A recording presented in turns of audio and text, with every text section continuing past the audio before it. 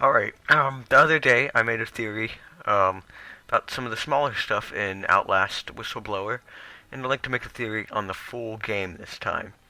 Not as much as a theory, but to explain and wrap up what the heck just happened in both Outlast and Whistleblower both. So without further ado, let's start. So our story begins in 1944, at the height of World War II, when Nazi scientists known as Rudolf Wernicke created a experiment called the morphogenic engine, which would turn the human cells into nanofactories. Technically, just robots, tiny, tiny robots that could fit inside your blood cells. The size of blood cells, and it caused turned cells of the human body into nanofactories. So what it was doing was turning human cells into robots. The Nazis believed that this was a spirit, also known as the Wall Rider, an urban legend. And they believed it and killed themselves, believing that there was an afterlife. Achieved something like this in 1944. Those fascists thought it was spirits, and I let them believe it. Let them kill themselves, thinking there was some kind of afterlife now empirically promised to them. Fools. Wernicke survived, and later went to America after Project Paperclip, a real-life incident that Americans took Nazi scientists and used it for their own good. Our story continues in the 2000s, where a mega corporation called Morkov Corporation opened an asylum as a cover-up so they could run tests continuing these nanofactory experiments.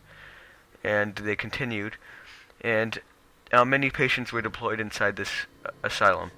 From Chris Walker, Billy Hope, Father Martin, the twins, Glerskin, Frank Mengura, and many other of these patients, which were wrongly tested on by the government and the Morkov Corporation for their own good.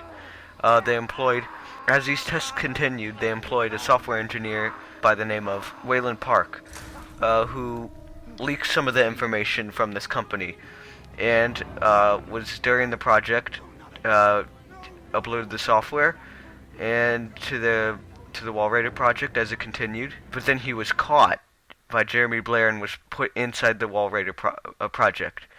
Wall Rider project made a massive jump when Billy Hope became a successful nanofactory machine, but in the process slaughtered all the scientists except for Dr. Wernicke, believing that he was his father. I know. I am supposed to be dead. No such luck. I am older than sin, but somehow the only one left. Because of Billy. He takes care of me. He may think I'm his father. He certainly loves me, the poor idiot. He also released all the patients and killed almost everybody except the patients. All the patients ran wild as they were free to run and do whatever they wanted, as long as they didn't kill each other or get caught by one another. They continued and sought out revenge among the scientists that tested on them. Wayland Park was one of these that escaped. The mental asylum patients thought of them as their own, and paid no attention to them except for the cannibalists, like Frank and Eddie Glerskin, who crazily attacked him. Another one would be Chris Walker, who came around just killing whoever he wanted to do. Became a murderer and ripped off the heads of many of the scientists and even the asylum patients.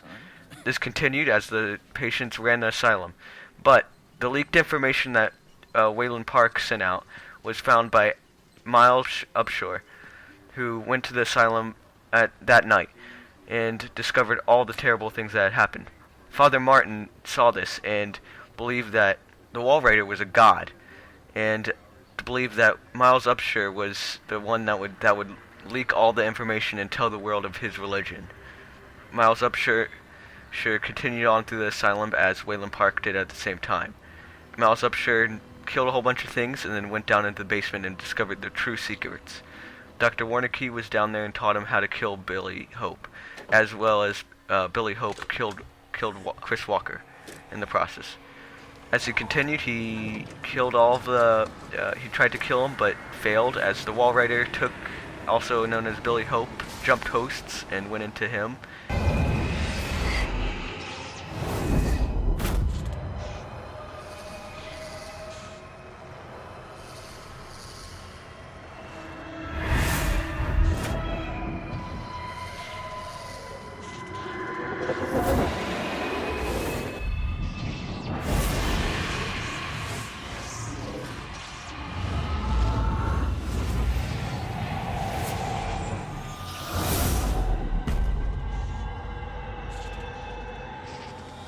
And Miles Upshur was betrayed by Dr. Warneke, as he had called many of some special forces as army troops came in. At the same time, Wayland Park was just trying to leave the place.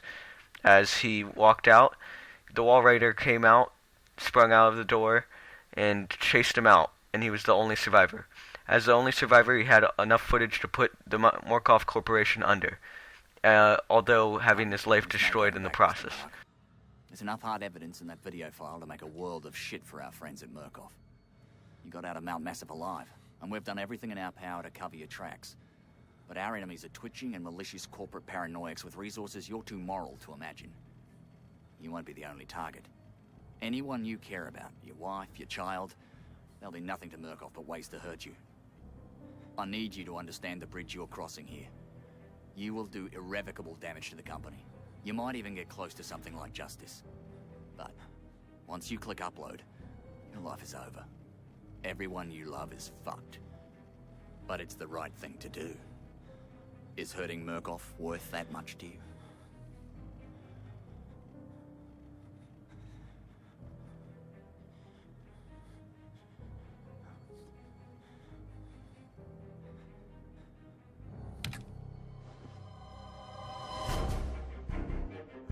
He then decided to take the chance, and he uploaded the video.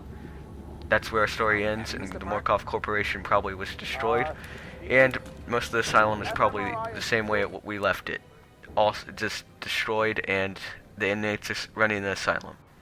If you guys enjoyed the video, please leave a like and comment, and if you really liked the video, please subscribe. I need it, really. I have 20 subscribers or whatever, and I could totally use that. Thanks for watching. Have a great day. Have any comments, tips? Just tell me. See you later, guys.